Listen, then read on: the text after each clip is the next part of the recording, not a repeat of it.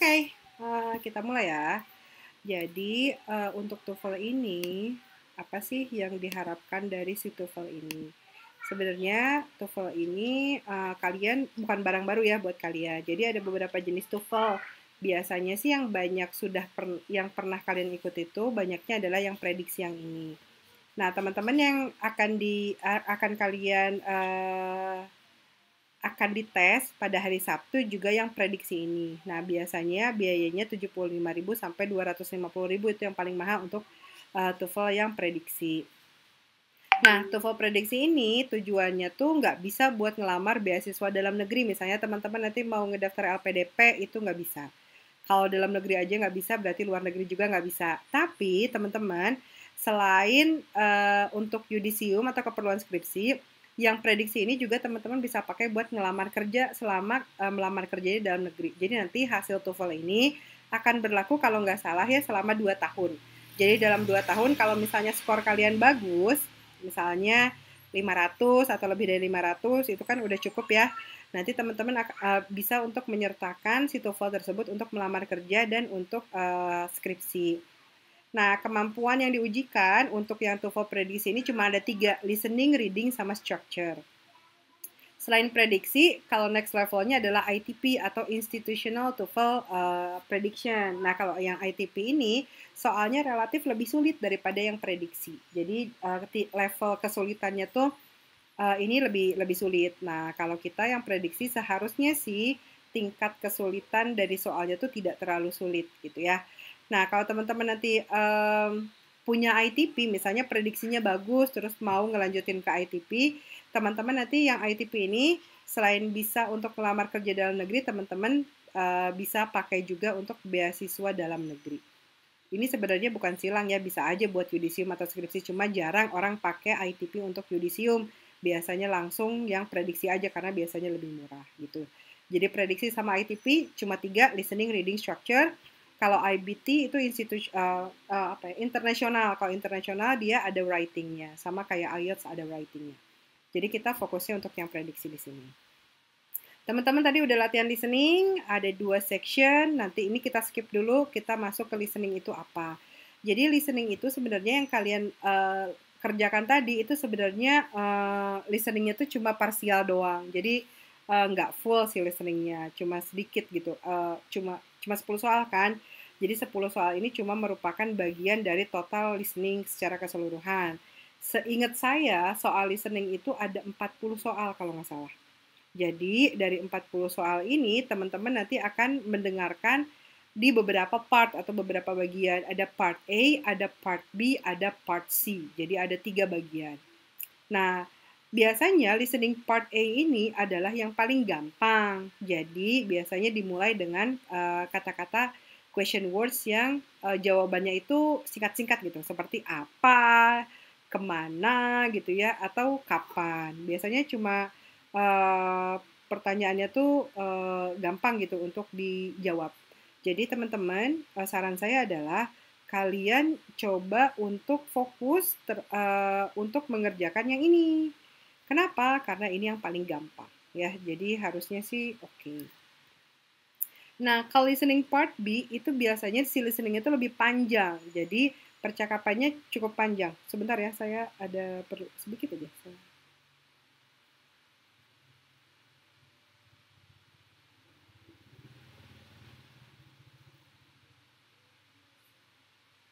Bentar aja ya, sorry.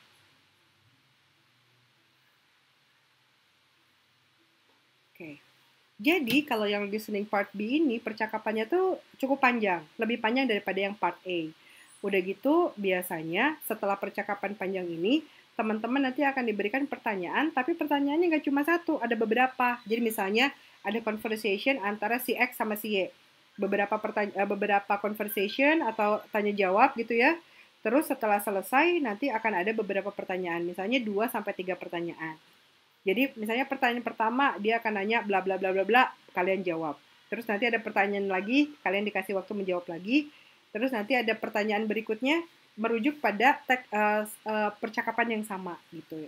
Nah, biasanya pertanyaannya itu lebih kompleks daripada yang part A. Jadi yang part B ini biasanya pertanyaannya tuh apa, gimana, terus bagaimana sih, atau who, di mana, sama whom, kepada atau dengan siapa. Jadi listening part B ini uh, lebih susah dibandingkan yang part A. Bukan berarti nggak bisa dikerjain, tapi pertanyaannya tuh nanti jawabannya tuh akan lebih kompleks. Yang terakhir itu adalah yang part C. Kalau part C itu kita tuh kayak di kelas, jadi teman-teman akan mendengarkan ceramah pendek atau yang namanya atau sering juga disebut dengan short lecture. Si short lecture ini atau talk gitu ya, biasanya nggak ada orang yang ya namanya ceramah gitu ya, jadi nggak akan ada conversation. Jadi satu orang kayak saya nih, kayak saya ngomong terus gitu ya selama beberapa waktu. Terus setelah saya selesai ngomong, akan ada pertanyaan. Jadi akan ada 3 sampai 7 pertanyaan. Jadi cukup banyak gitu sih pertanyaannya. Nah, setelah selesai setelah selesai nanti teman-teman akan ada pertanyaan lagi dimulai dengan question word, bisa bisa what, bisa how, where, why, who sama whom. Sebenarnya sama aja sih si tipe pertanyaannya, cuma akan lebih susah karena kita mendengarkan satu lecturing penuh, baru setelah itu diberikan pertanyaan-pertanyaan terkait sama apa yang lecturing yang diberikan. Oke, jadi apa aja sih yang ditanyain? Tunggu sebentar ya, Mada. Ini Kak Sahar, coba di WhatsApp Kak Sahar nih. Nah, apa aja sih yang biasa ditanyain di listening? Jadi, yang biasa ditanyakan, saya udah bikin summary di sini. Yang pertama adalah biasanya dia akan nanya main idea atau pikiran utama. Misal ketika mereka selesai bercakap-cakap gitu ya, mereka akan nanya si questionnya itu bakal bilang what is the main idea of this talk. Jadi ngomongin apa sih percakapan ini gitu, apa sih yang sedang mereka bicarakan. Ini sering banget ditanyain di listening. Yang kedua, itu nanyain topik pembicaraannya.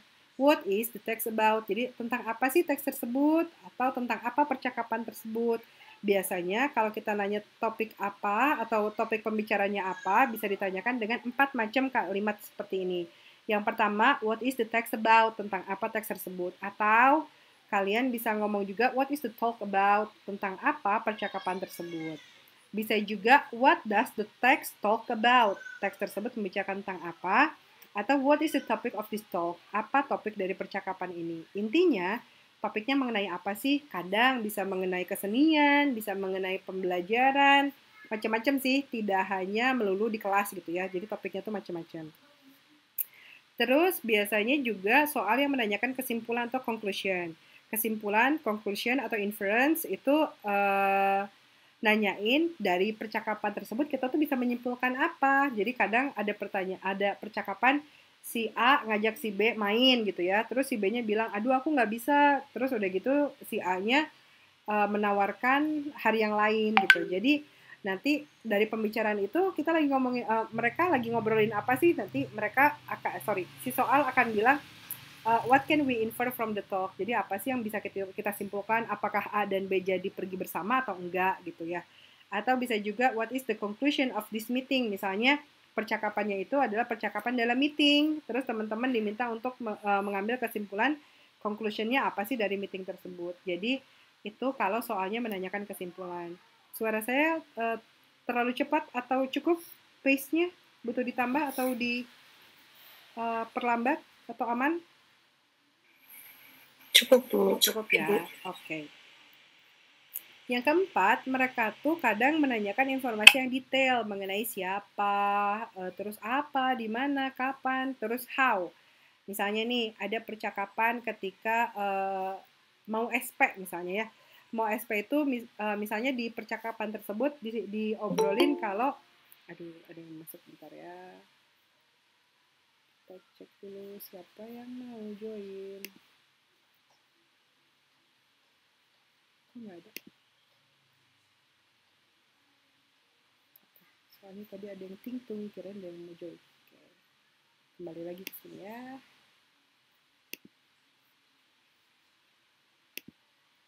Oke, ulang tadi. Jadi misalnya ada percakapan mengenai SP, udah gitu di percakapan tersebut dikasih tahu, oh si SP ini terjadinya di bulan Juli. Terus nanti ada pertanyaannya, where did it happen? Gitu ya. Jadi nanti teman-teman tinggal contreng Juli gitu. Jadi untuk listening ini memang benar-benar harus bisa memperhatikan kata kuncinya gitu. Nanti kan kalau teman-teman akan mengerjakan TOEFL itu secara online. Kalau secara online berarti kalian nanti bisa punya di samping kalian, kalian boleh untuk menyiapkan pulpen sama kertas. Jadi informasi-informasi penting gitu ya, kalian boleh tulis di situ. Misalnya biasanya yang kalian tulis tuh informasinya mengenai apa sih? Biasanya adalah uh, orangnya siapa, aktornya siapa. Jadi siapa sih yang berbicara? Misalnya si A dan si B. Berarti kalian tulis namanya A dan B. Biasanya sih untuk membedakan TOEFL itu biasanya akan membedakan ketika conversation itu dia cowok sama cewek biar kalian bisa ngebedain suaranya. Kadang kalau sama-sama cowok atau sama-sama cewek, kalian kan bingung ya itu tes siapa gitu atau itu yang mana. Jadi teman-teman akan biasanya akan diberikan percakapan antara dua orang. Nah, di dua orang itu biasanya cewek cowok. Jadi kalian bisa tahu namanya berbeda gitu ya. Soalnya kadang suka ditanya siapa, misalnya siapa yang mengajak mengobrol misalnya. Si Annie atau si John misalnya. Jadi kan kalau suaranya cewek cowok kalian tahu oh ini tuh yang cowok. Kan nggak mungkin namanya Annie ya, pasti namanya John. Jadi itu sebenarnya kata kunci yang bisa kalian pergunakan untuk bisa mengenali siapa. Terus apa tuh biasanya tentang apa sih percakapannya? Kalau di mana tuh biasanya mereka akan ngasih tahu percakapan itu ada di mana, di kampus, di kantor. Jadi situasinya tuh ada di mana. Kapan? Kalau kapan itu biasanya akan ada keterangan waktu pada percakapan tersebut. Misalnya apakah jadi kadang gini, ada percakapan cewek cowok gitu ya. Terus udah gitu mereka lagi uh, janjian mau pergi makan malam. Jadi nanti pertanyaannya, kapan mereka akan makan malam? Oh, misalnya hari ini atau besok atau kapan. Jadi biasanya di percakapan tersebut akan kita ketahui kapan itu gitu. Nah, si si informasi-informasi yang berupa detail information ini bisa kalian tulis nih di samping kalian. Jadi kalian akan punya informasi tersebut. Udah gitu kalian juga bisa ditanyakan bagaimana gitu ya. Oke, how. How could the explorer obtain the location? Misalnya ini, bagaimana penjelajah mendapatkan lokasi tersebut? Pasti ini akan ada hubungannya dengan teks yang kita dengarkan. Gak mungkin ujuk-ujuk ya. Jadi pasti semua yang diberikan itu berdasarkan dari keterangan yang ada di conversation. Permasalahannya adalah tidak setiap conversation yang diberikan itu kita familiar. Jadi mungkin kalau misalnya cuma janjian makan malam atau misalnya janjian ngumpulin tugas, itu biasanya kan kita familiar ya dengan percakapan tersebut. Terutama di part A sama part B itu biasanya percakapannya tuh adalah daily conversation. Nah, kalau yang di part C gitu ya, yang di part C biasanya lecturingnya itu bisa berbagai macam apa namanya backgroundnya, bisa accounting mungkin sesuai sama kita, tapi bisa juga dengan yang lain, misalnya ada astronot atau explorer atau arkeolog. Jadi si background informationnya itu bisa macam-macam. Jadi kadang-kadang dari TOEFL kita bisa tahu sesuatu sih, cuma karena tes, kalaupun misalnya percakapannya itu menarik, kalian harus fokus sama kata kuncinya apa. Kata kunci itu yang kalian tulis gitu ya.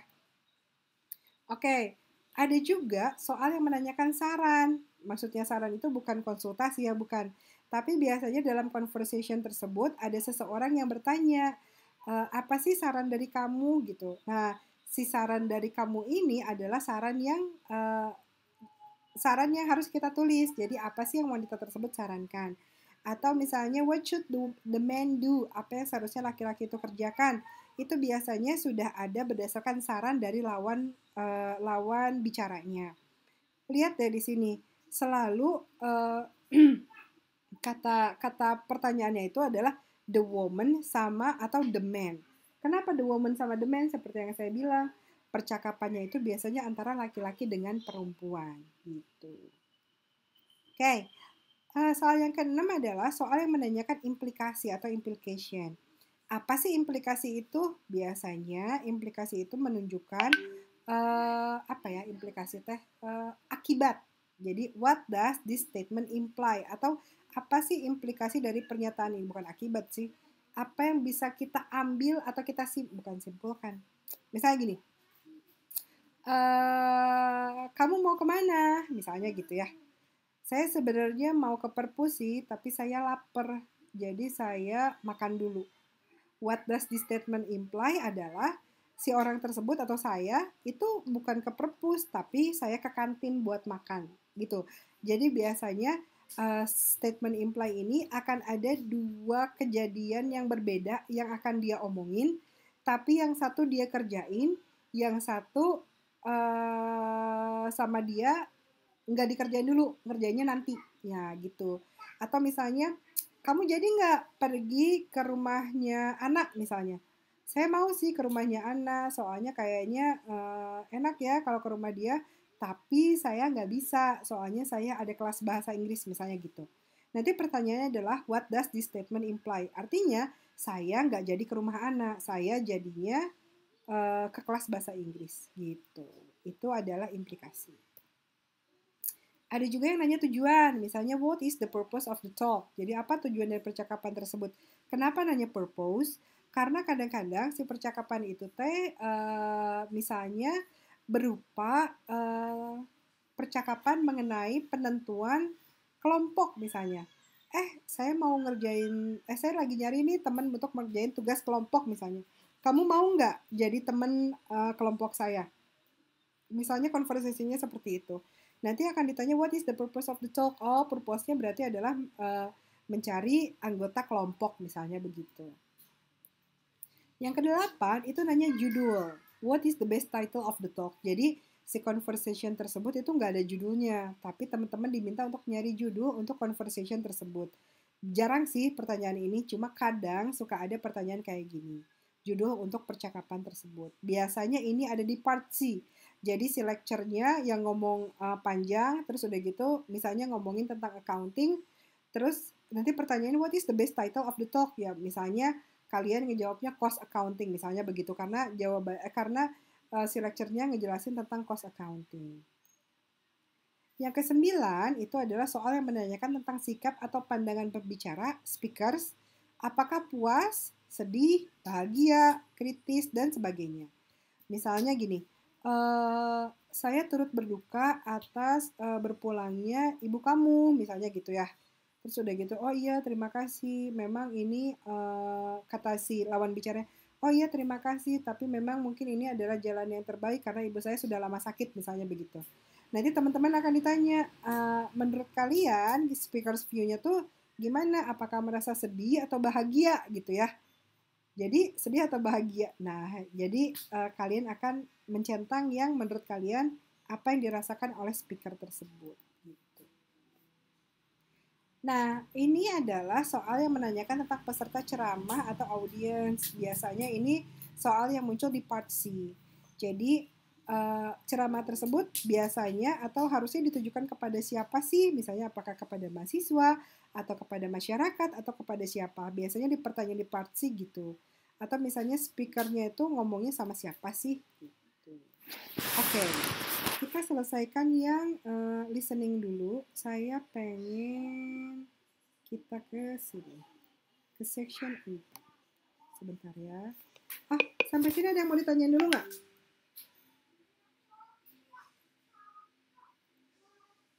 Enggak?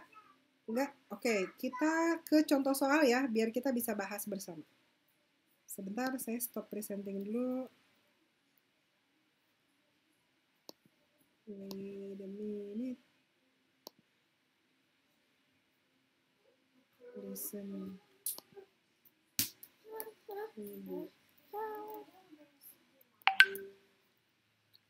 Sebentar.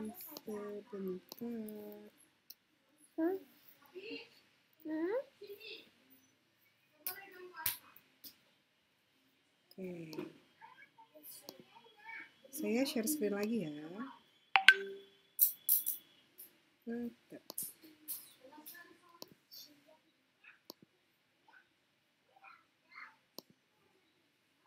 Oke, udah ya. Jadi ini adalah yang section 2.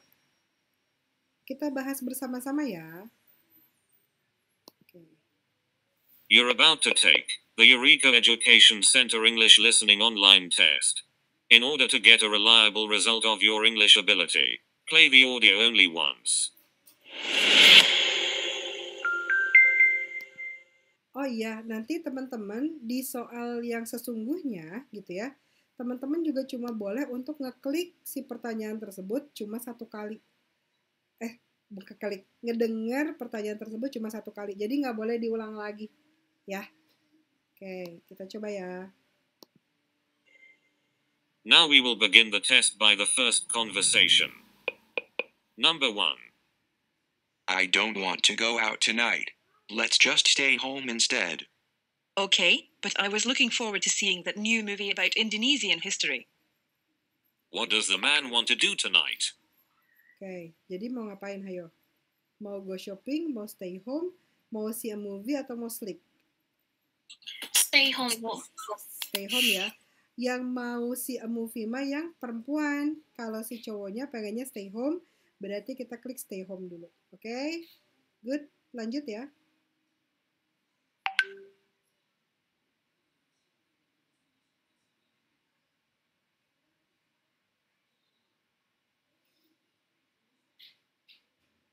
Nggak ada. The man want to do tonight?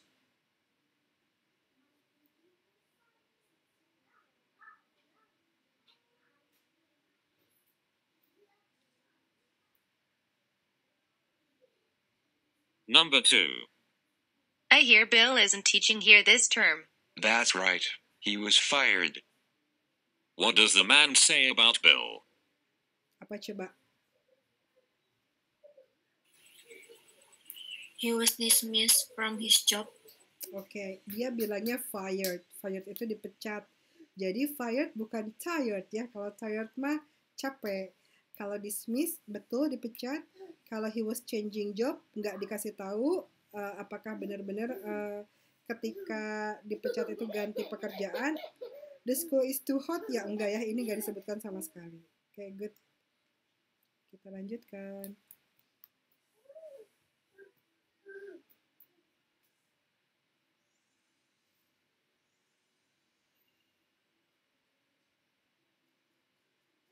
Number 3. Anne, I heard you were late for the class this morning. I overslept and missed the bus. Why does the woman say she was late? Gara-gara apa coba? She got up later than usual. Iya, betul. Jadi dia tuh bukan karena busnya yang terlambat, tapi karena dia bangunnya telat. Karena bangunnya telat, dia jadinya telat nggak kekejar bisnya. Berarti yang A. Dia nggak bilang ya she didn't like her class. Dia bilang jamnya juga nggak salah. Bukan ini 2, berarti yang ini. Oke, kita lanjutkan lagi.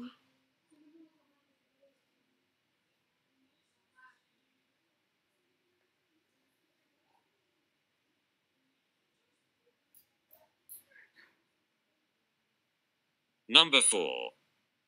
What do you think of Professor Harold's class?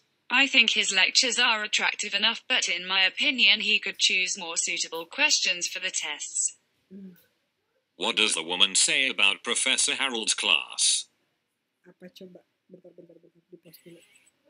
Menurut kalian yang mana? She doesn't agree with his choice of text question.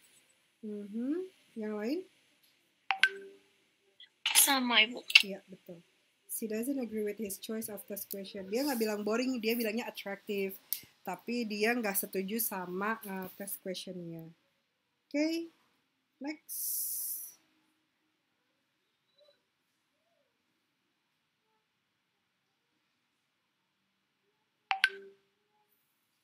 Citizen of Jamaica. Which country does the man say is Bill's present home? Present home-nya di mana? Meksiko, Kanada, Jamaika ya. Jamaika kan ya? Benar ya? Iya, Ibu. Ya. Number 6. Daniel looked very tired this morning. He drove Ben's car from Washington to Georgia without stopping to sleep. What does the man mean? Yang mana? Yang Daniel slept? Bentar. Kita pause dulu. Kenapa dia tampak mengantuk? Karena slept all the way, didn't sleep, half asleep, didn't sleep at all. Yang mana? He didn't sleep at all. Yang Daniel atau Ben? Daniel. Daniel ya, didn't sleep at all. Oke, lagi.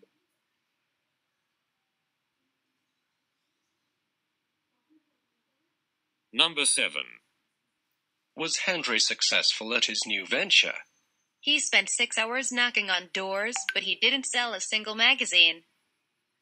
What does the woman say about Henry? Yang mana? He sold no magazine. Betul, dia nggak berhasil ngejual satu magazine pun ya. Okay. Number 8. What did you do last night? I should have cleaned my room, but I was too tired. What does the man say he did last night? Jadi clean atau couldn't clean? Couldn't clean. Iya, karena dia capek. Dia mau bersihin kamarnya tapi nggak jadi. Karena capek. Number 9. Do you think Claire will come with us? I understand she hasn't gone to a movie in years. What does the woman say about Claire? Yang mana?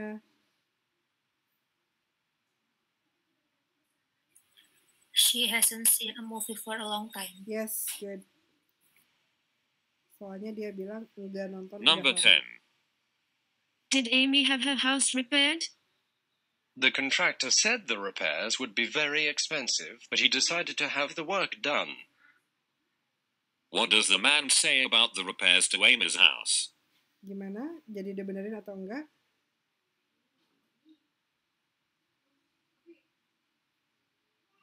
Yang mana coba? Amy told the contractor to do the work in spite of the cost. Oke, kita cek ya. Submit. Lalala, Princess Fiona, bener semua. Jadi kalau yang salah semua itu Donkey, yang bener dikit Shrek, kalau bener semua Princess Fiona. Wah, kita jadi princess. Oke. Teman-teman bisa nggak ngebedain ya? Maksudnya punya masalah nggak ketika ngerjain itu? Atau kalian ngedengerin lebih dari sekali, diulang lagi gitu? Iya ya. Diulang lagi. Oke.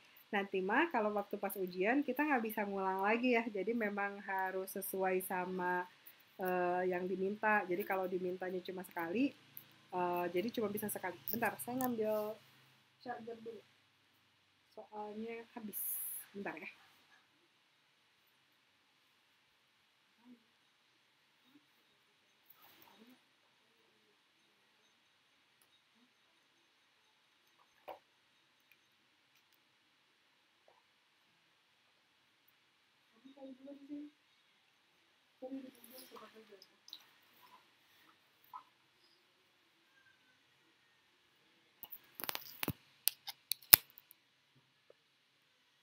Oke, itu dari yang listening. Oke, buat listening teman-teman mau belajar apa lagi nih kira-kira? Atau mau pindah ke reading atau kita beresin dulu listeningnya atau gimana? Kalau boleh ke reading. Oke, boleh. Oke, saya stop screen-nya, saya stop dulu. Kita pindah ke reading ya. Jadi, untuk bisa melatih listening kalian, untuk 1 minggu ini, coba kalian nonton film-film yang berbahasa Inggris tanpa subtitle. Jadi, kalian dengerin yang tanpa subtitle, teuing kalian ngerti atau enggak gitu ya. Gak apa-apa, cobain aja untuk mendengarkan tanpa subtitle. Terus, tapi kalau bisa sih, si filmnya yang pendek-pendek aja. Soalnya kalau filmnya pendek, itu tuh main idea-nya tuh harusnya sih bisa didapatkan dengan cepat gitu. Usahain yang kalian dengar itu adalah orang Inggrisnya tuh ya kalau nggak Inggris American Inggris nggak apa-apa, tapi British Inggris akan lebih bagus ya. Jadi misalnya kalau kalian memang punya akses ke Netflix atau punya akses ke Disney, biasanya samakan di subtitle pakai bahasa Indonesia, ya jangan gitu. Kalian jangan subtitle dulu, terus kalian coba pahami dia teh ngomong apa. Waktu pas saya pertama kali belajar listening, itu yang saya kerjain, karena menurut saya itu adalah salah satu metode belajar yang cukup menyenangkan lah, nggak nyebelin banget gitu, karena kita bisa nonton videonya gitu ya, nonton filmnya. Atau kalian banyak latihan listening, karena biasanya soal listening tuh gitu-gitu aja kok. Maksudnya yang ditanya tuh apa sih, what does the woman imply, gitu-gitu doang. Atau what is the main idea, atau ya yang kayak tadi yang udah saya bahas. Jadi pertanyaan itu biasanya nggak jauh dari itu. Sehingga ketika kalian latihan tes TOEFL yang gratis-gratis kayak tadi, jadi kalian googling aja latihan listening gratis misalnya ya, itu biasanya sih akan langsung muncul. Jadi kalian bisa langsung latihan di situ sehingga kalian terbiasa dengan itu. Gitu. Oke, kita masuk ke reading. Saya buka dulu ya. Mana PowerPoint-nya? Ini dia.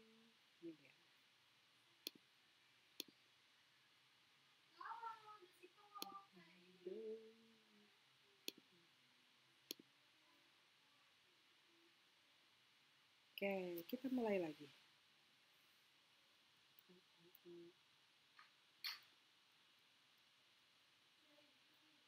Oke, ini adalah latihan reading yang saya berikan kepada kalian, tapi nanti aja ya, kita bahas ininya nanti. Saya pengen ngasih gambaran dulu apa sih yang biasanya ditanyakan dalam reading. Nah, ini soal readingnya. Kalian lihat deh, ini soal readingnya tuh salah satu soal reading yang menurut saya rada susah.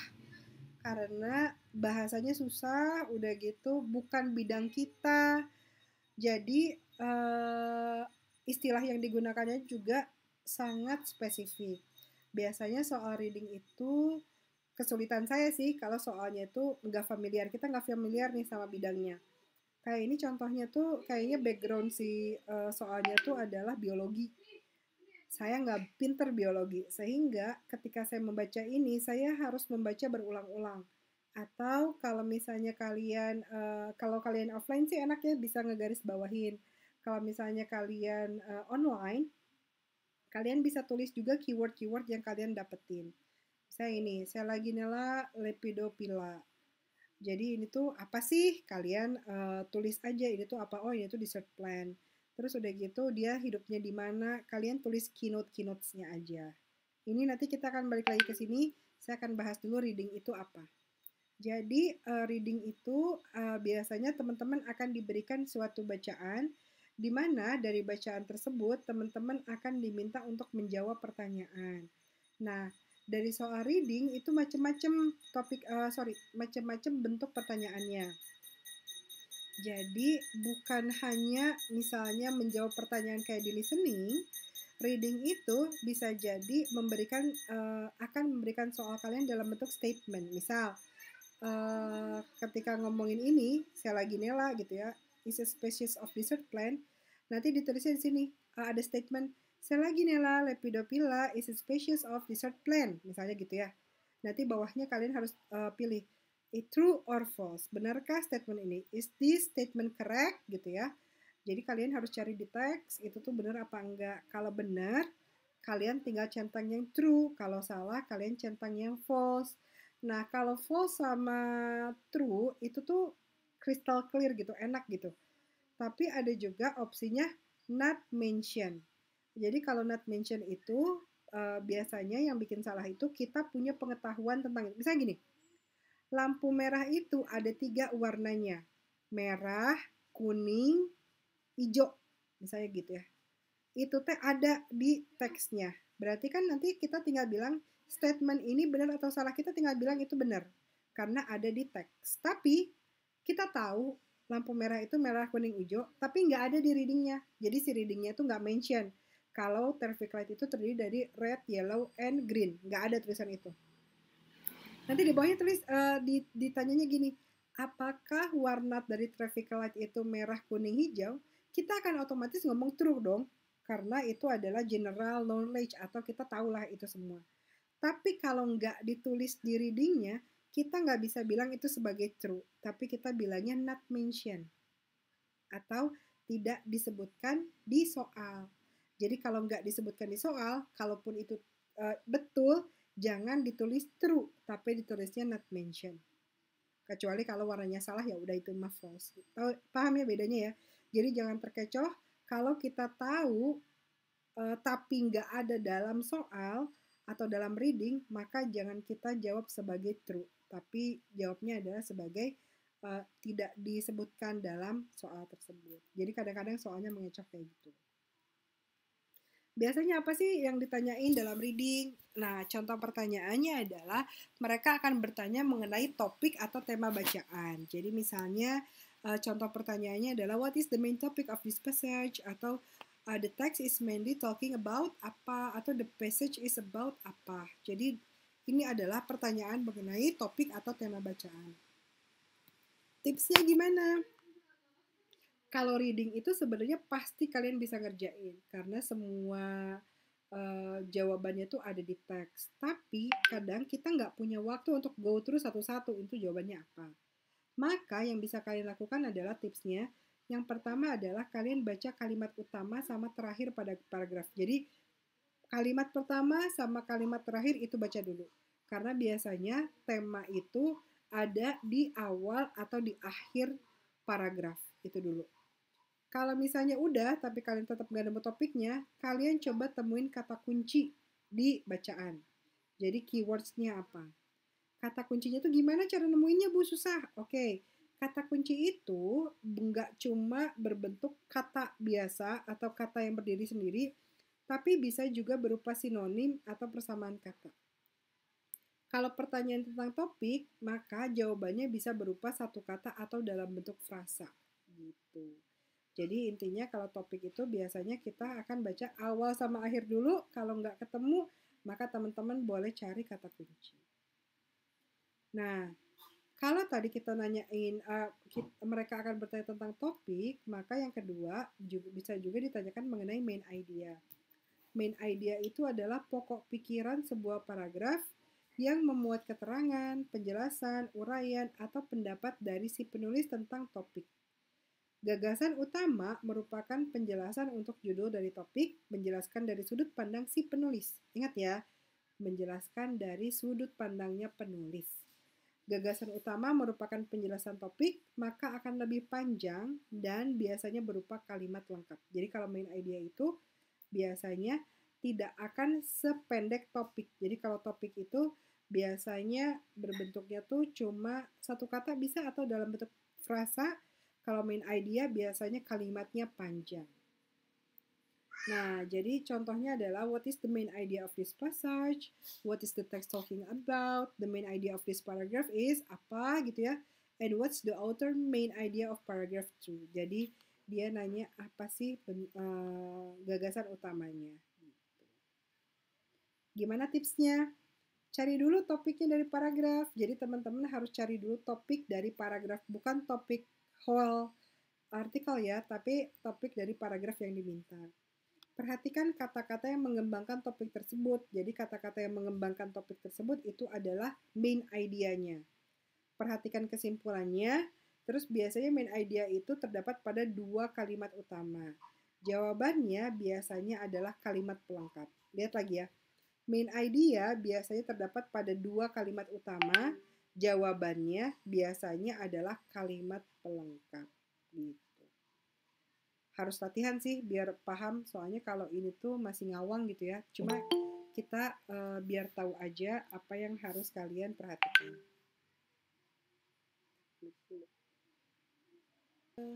Oke, kalau tadi nanya topik sama main idea, yang ketiga reading itu bisa nanya title atau judul. Jadi teman-teman diminta untuk bikin judul. Judul biasanya bisa berupa kata, bisa berupa frasa atau kalimat sangat pendek. Kalau kata sih jarang ya, biasanya kalau nggak frasa, kalimat yang sangat pendek. Contohnya untuk nanya judul adalah what is the best title of the passage. Jadi kadang-kadang judul tuh banyak sih yang mirip-mirip atau kayak semuanya benar gitu ya. Tapi teman-teman yang paling pas adalah cari yang the most suitable atau yang paling cocok dengan artikel yang diberikan.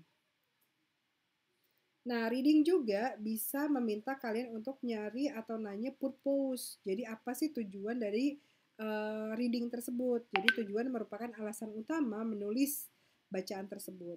Jadi tujuan itu bisa ditemukan pada paragraf pertama, bisa juga kedua, atau berhubungan erat dengan main idea. Oh sorry, ini harusnya purpose ya, bukan main idea.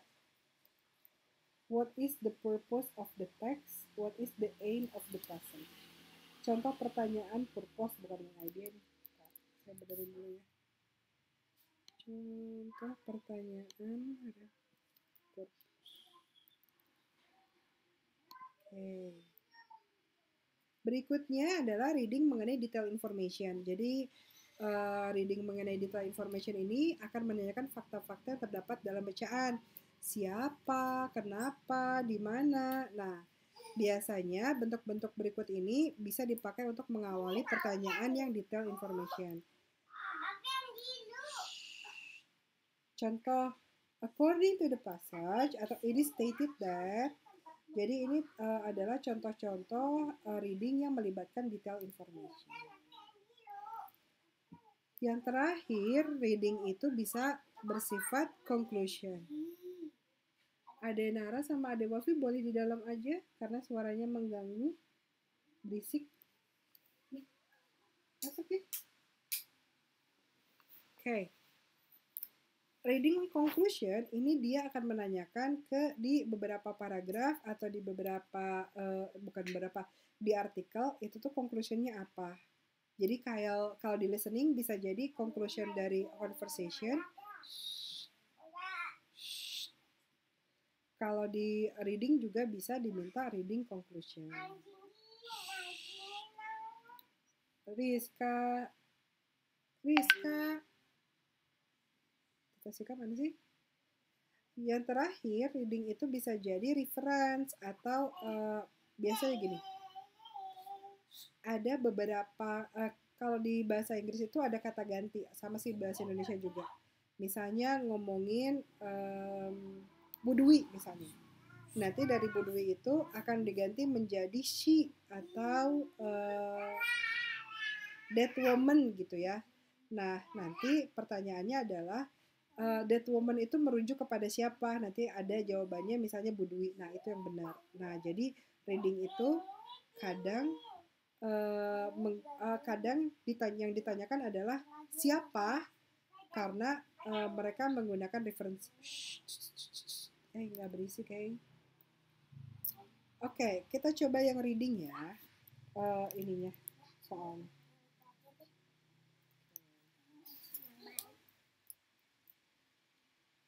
Nggak bisa. Makanya atuh jangan ditumpahin. Saya stop presenting dulu.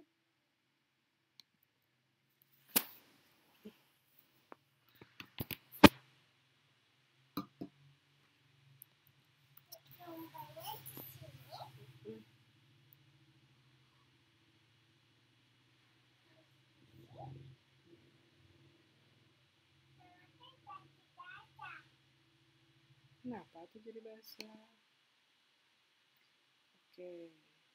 Oke, kita bahas dulu ya.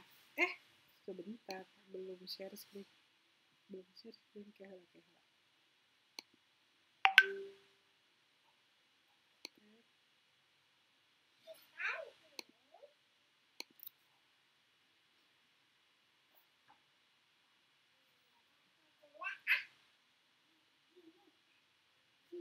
Oke. Ini pertanyaan yang tadi ya mengenai Selaginella lepidophylla. Saya baca dulu. Selaginella lepidophylla is a species of desert plant in the Spicamus family. Susah ngomongnya. As Lepidophylla is noted for its ability to survive almost complete desiccation. During dry weather in its native habitat, its stems curl into a tight ball and uncurl only when exposed to moisture.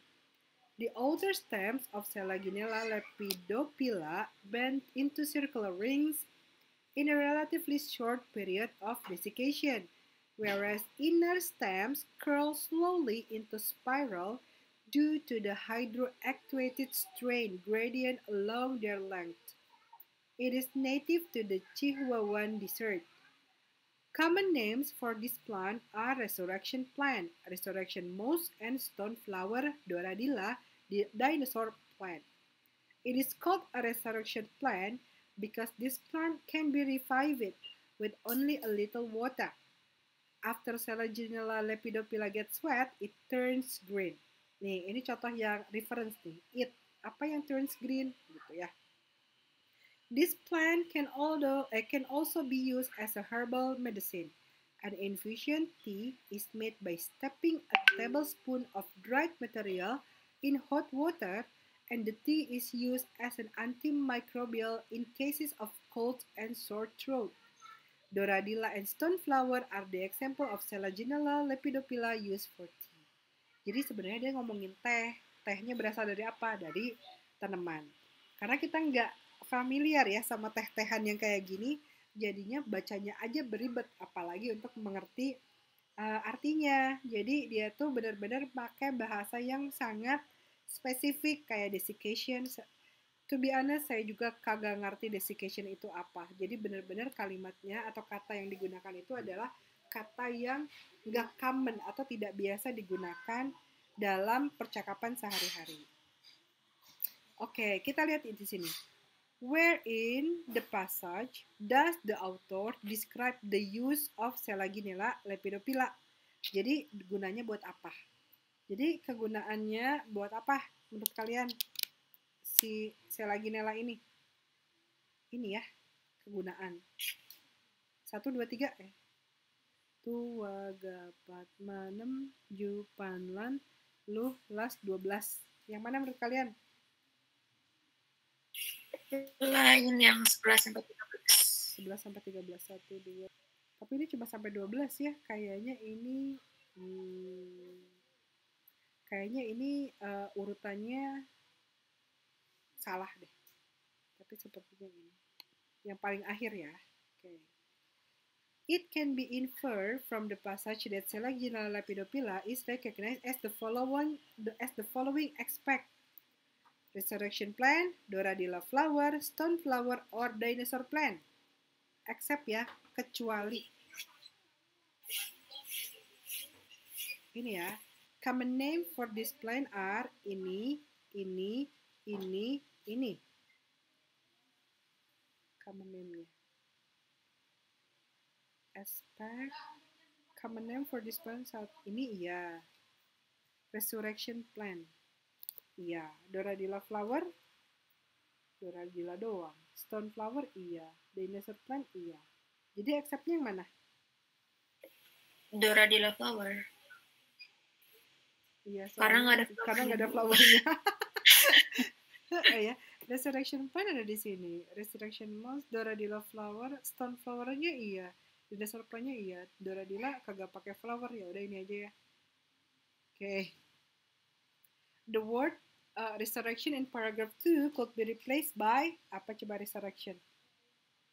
Precision, restore, revival, restoration. Yang mana? Revival.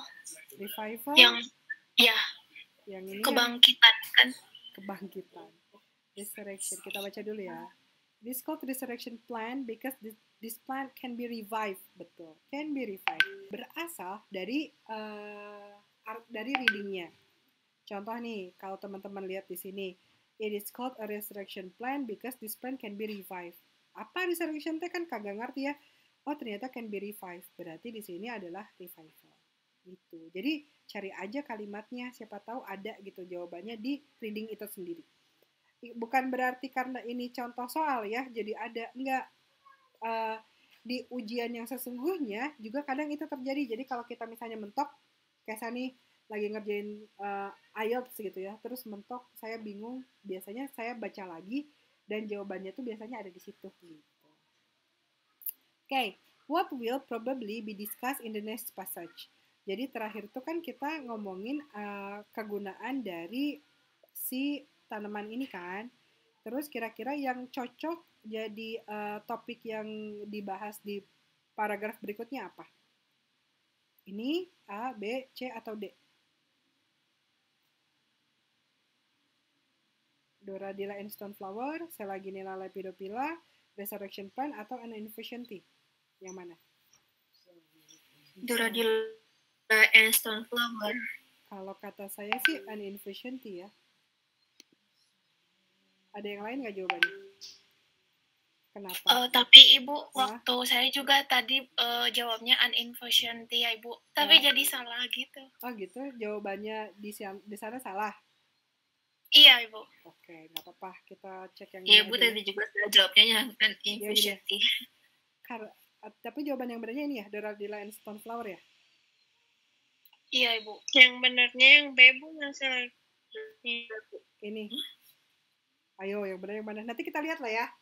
Menurut saya yang B. Yang B, yang ini Selaginella lepidophylla. Iya, itu yang benar. Ya udahlah, nggak apa-apa. Soalnya kan dia saya Doradilla. Oh ya? Nanti kita lihat. Iya, saya juga Doradilla, Ibu. Nanti kita lihat ya. Kan nanti kalau pas submit kita ketahuan. Soalnya kan ini lagi ngomongin infusion tea kan. Dari infusion tea itu bentar. Doradilla and Stoneflower are the example. Oh, oke. Kenapa jawabannya Doradilla and Stoneflower? Karena dari teh itu, dari Selaginella itu bisa dibikin teh. Nah, yang selain yang bisa dibikin teh itu apa? Doradilla sama Stoneflower. Jadi dia bilang gini, Doradilla and Stoneflower are the example of Selaginella lepidophylla used for tea. Jadi nanti memang benar. Jawaban berikutnya adalah kita ngomongin Doradilla and Stoneflower. Benar. Ini yang jawaban yang benar. Oke, berikutnya. It in the second paragraph refer to. Nah, ini ya. Ini baru ini kali Selaginella lepidophylla, ya nggak sih? It di sini refer to. Inilah ya. Benar nggak? Ya, Ibu, Selaginella lepidophylla. Ini ya. Okay. The word strain in paragraph 1 is closest in the meaning to, coba kita lihat strain ini ya. Whereas the inner stems curl slowly into spirals due to the hydroactivated strain gradient along their length. Jadi strain itu apa?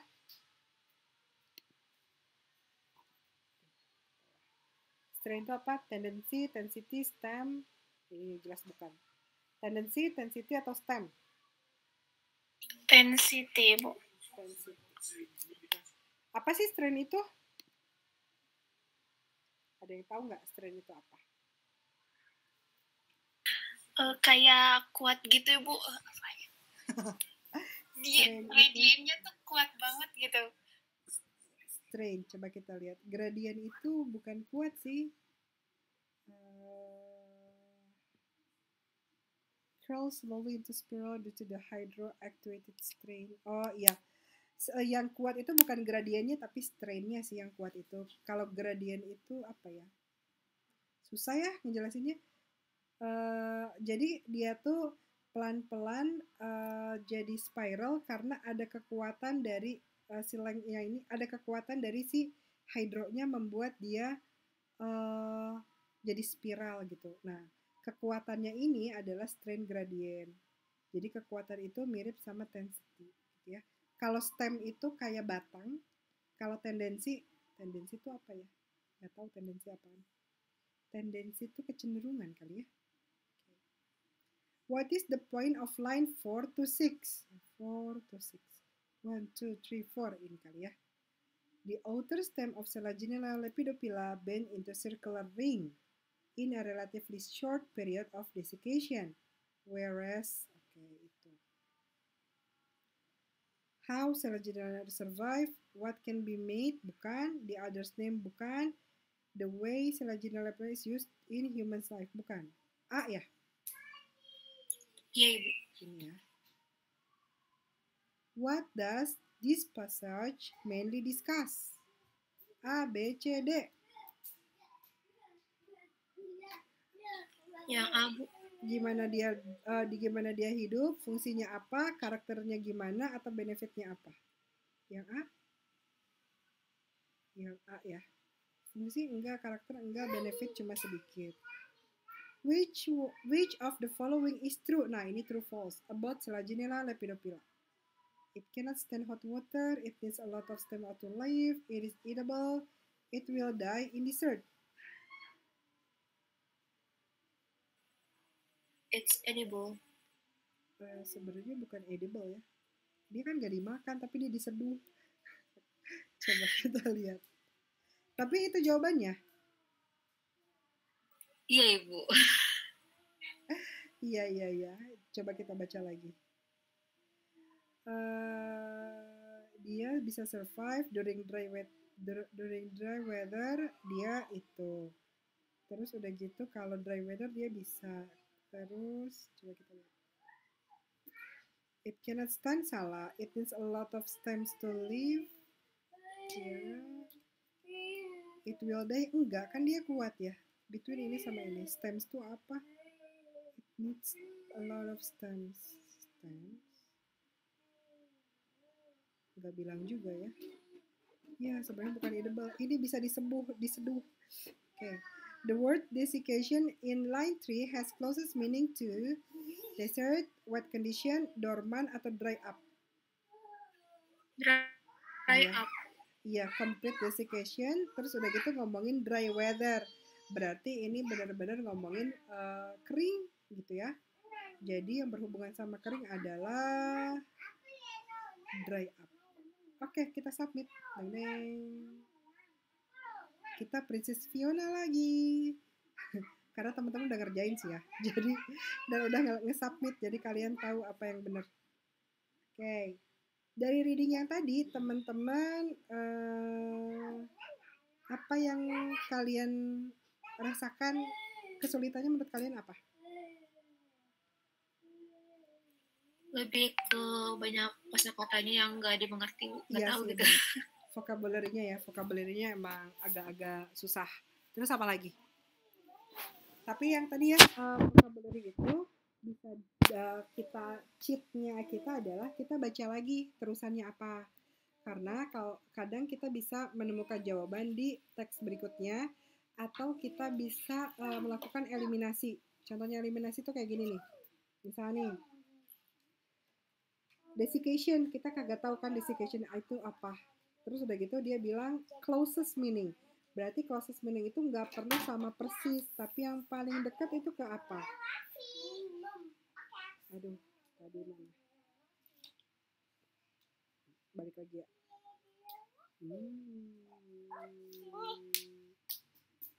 Reading. Bentar ya. Oh iya.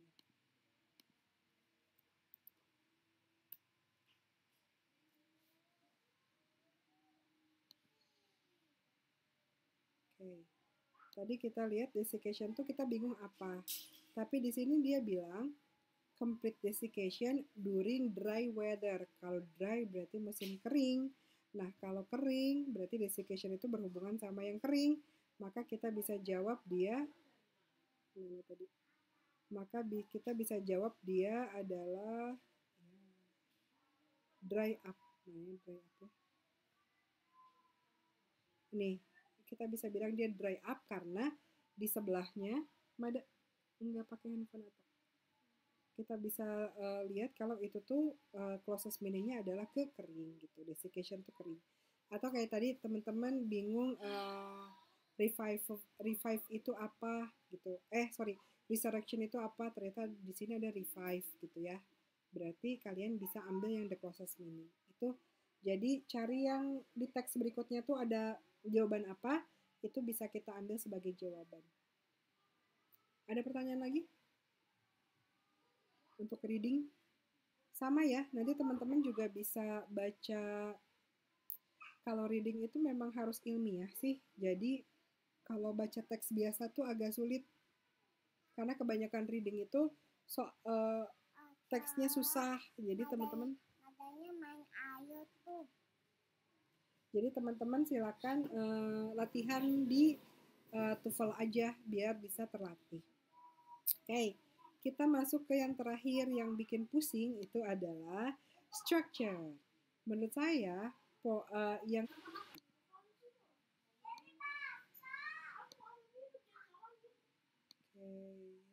share lagi.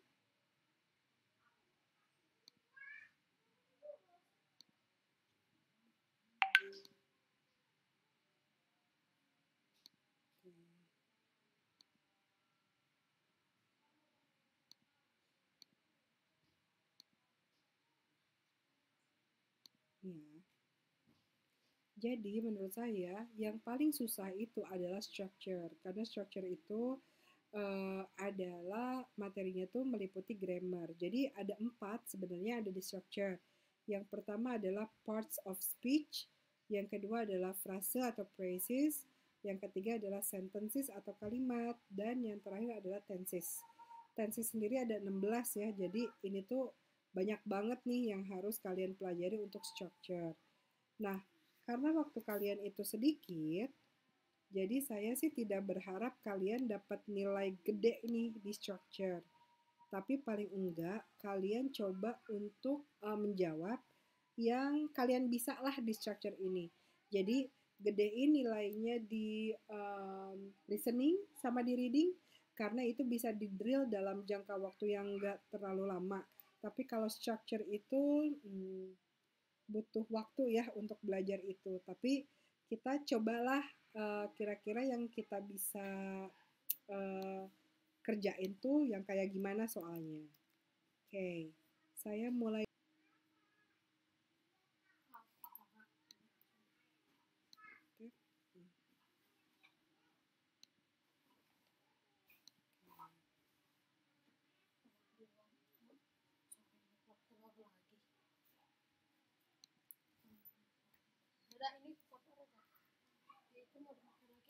Oke, teman-teman udah bisa lihat? Bisa ya. Jadi, kita mulai dari part of speech. Part of speech ini merupakan klasifikasi kata-kata yang khusus dikategorikan dari fungsinya. Jadi ada 8 nih jenisnya. Ada kata benda atau noun, ada pronoun atau kata ganti, ada verb atau kata kerja, ada adjective atau kata sifat, ada adverb atau kata keterangan, ada preposition atau kata depan, ada conjunction kata penghubung, dan 8 adalah interjection atau kata seru. Itu aja banyak banget ya. Oke, kita bahas satu-satu. Noun kata benda. Jadi kata benda ini menyatakan orang secara personal. Jadi kita itu adalah menyatakan suatu orang, hewan, tempat, ide hingga benda itu sendiri sebagai noun atau kata benda. Noun itu dibagi lagi menjadi 7 jenis. Bisa yang dapat dihitung, tidak dapat dihitung, ada yang common noun atau kelompoknya mirip, ada yang proper noun, ada yang concrete noun, ada yang abstract noun, ada yang collective noun. Pasti kalian liar ya. Jadi intinya noun itu adalah kata benda ya. Jadi kalau kata benda bisa bendanya itu bisa benda kayak mati seperti glass, tree, water, sand, itu bendanya mati. Bisa juga yang bendanya hidup gitu ya. Jadi kalau bendanya hidup kayak apa? Kayak hewan, itu adalah benda juga. Oke. Kalau yang pronoun, kata ganti, ini yang sering kalian gunakan kalau di bahasa Indonesia tuh kayak dia, mereka, kita, kami, itu adalah pronoun. Kalau di bahasa Inggris, pronoun itu adalah I, me, we, they, itu adalah pronoun. Nah, pronoun itu kalau di bahasa Inggris bisa dengan menunjukkan dia, saya gitu ya. I, you, we, they, you, he, she, it, itu mah kalian udah bisa. Tapi kalau di possessive pronouns atau kepemilikan itu beda bahasa Indonesia sama bahasa Inggris. Kalau bahasa Indonesia kita tinggal bilang punya saya gitu ya. Nah, kalau di possessive pronouns atau bahasa Inggris, mereka punya katanya untuk bilang punya saya. Jadi, punya saya itu kalau bahasa Inggris adalah mine. This is mine, ini punya saya. Atau this is hers, ini punya dia, perempuan. Ini punya dia, laki-laki. Ini punya mereka. Ini punya kita. Jadi, ada yang namanya possessive pronouns, yaitu kata ganti yang menunjukkan kalau itu tuh kepemilikannya punya siapa. Bisa tunggal, bisa jamak. Kalau tunggal kayak mine, hers, itu adalah tunggal. Kalau jamak berarti lebih dari satu orang ya. Theirs, ours, gitu ya. Berikutnya adalah relative pronoun. Relative pronoun itu adalah kata ganti yang berfungsi untuk menghubungkan kalimat. Jadi pakai who atau whom, which, whose, that. Misalnya gini, dia adalah guru di Unjani yang mengajar akuntansi. Misalnya, Bu Dwi adalah guru, misalnya gini, Mrs. Dwi is working in Unjani, terus whom teaching accounting, misalnya gitu. Jadi jadi pakai kata ganti untuk menghubungkan kalimat. Kalau reflexive pronouns itu adalah kata ganti subjek yang digunakan menunjukkan bahwa subjek atau objeknya adalah orang atau benda yang sama. Jadi misalnya myself, yourself, jadi saya sendiri, dia sendiri, itu namanya reflexive pronoun. Kalau intensive pronoun itu biasanya digunakan untuk menekankan pada sesuatu. Sebenarnya kan harusnya I'm responsible for my own happiness. Tapi kalau di intensive pronoun bisa ngomong I myself. Jadi saya sendiri itu biasanya digunakan untuk memberikan penekanan. Jarang dipakai biasanya. Dalam daily conversation biasanya cuma dipakai I am responsible. Jadi jarang untuk dipakai yang intensive pronoun ini. Kalau demonstrative pronoun adalah kata keterangan yang menggunakan parameternya number dan distance. Contoh, I can't believe this atau you can do that. Jadi ada this, ada that-nya. Itu adalah demonstrative pronoun. Kalau indefinite pronoun itu adalah kata ganti tapi nggak merujuk ke seseorang. Contoh, nothing, someone, anywhere, everybody. Misalnya, where do you wanna go? Anywhere. Kalau anywhere itu berarti nggak merujuk kepada satu tempat. Ya kemana aja terserah. Gitu ya. Kalau reciprocal pronoun adalah kata ganti yang menunjukkan hubungan timbal balik. Misalnya each other, one another. Itu namanya reciprocal pronoun. Kalau interrogative pronoun itu adalah kata ganti yang yang digunakan untuk mengajukan pertanyaan. Misalnya who, which, what, whom, whose. Misalnya siapa yang mengerjakan tugas itu? Who did this assignment misalnya. Jadi itu adalah kata ganti atau pronoun. 17.50. Oke, sebentar lagi ya. Yang banyak dipakai itu adalah verb atau kata kerja. Jadi verb adalah kata kerja yang menyatakan suatu tindakan, keberadaan, pengalaman, atau pengertian dinamis lainnya. Jenis ini kalau di bahasa Indonesia itu biasanya disebut sebagai predikat atau kata kerja. Verb itu ada macam-macam, ada linking verb, ada action verb. Kalau linking verb itu biasanya kata kerjanya jenisnya adalah penghubung yang menghubungkan subjek dengan komplement. Misalnya I feel lonely, she looks very beautiful. Jadi ini adalah linking verb. Ada yang action verb. Kalau action verb ini banyak yang dipakai di daily conversation. Misalnya she sings, you eat, I think. Itu adalah action verb. Nah, yang keempat adalah adjektif atau kata sifat. Kalau adjektif itu biasanya akan menunjukkan sifat dari sesuatu. Misalnya, orang itu tuh kalem, misalnya gitu ya kalau bahasa Indonesianya. Maka calm itu atau kalem itu adalah adjektif gitu. Misalnya, anak itu kuat atau that boy is strong. Nah, strong itu adalah adjektif atau kata sifat. Bukan kata kerja ya. Jadi strong di sini adalah menunjukkan anak itu kuat, bukan kata kerja kalau dia itu jadi kuat itu menunjukkan kata sifat bukan kata kerja. adverb itu keterangan. Biasanya dia tuh nggak pernah datang, you never come gitu ya. Itu never atau almost, hampir, itu adalah kata keterangan. Misalnya Doni datang ke kampus setiap hari, berarti always. Nah, always itu adalah adverb, kata keterangan. Preposition ini yang banyak dipakai, yaitu in, on, at, through, with, by, of. Misalnya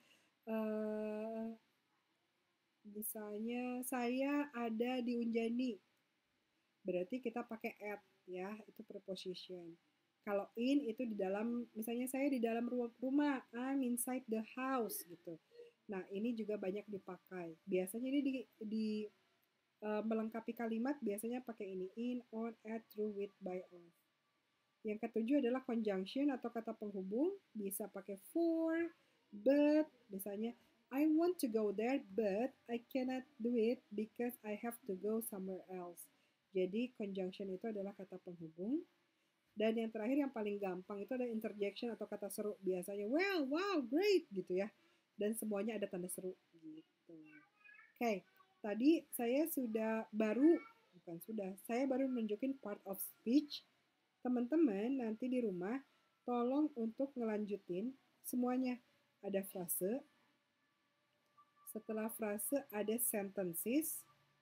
Setelah sentences ada tenses. Nah, teman-teman baca karena di pertemuan besok saya akan mulai dengan kalian ngerjain soal TOEFL.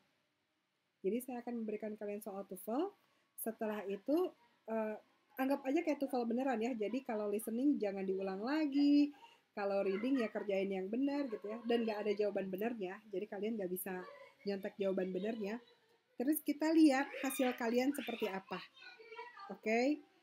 Jadi kalian coba untuk berlatih dulu. Nanti kita lihat hasilnya kayak gimana. Terus nanti kita lihat kira-kira yang bisa tips yang bisa dipakai tuh yang mana gitu ya. Oke ya? Oke. Karena teman-teman 17.54 terus mau maghrib juga, saya mau stop sharing dulu.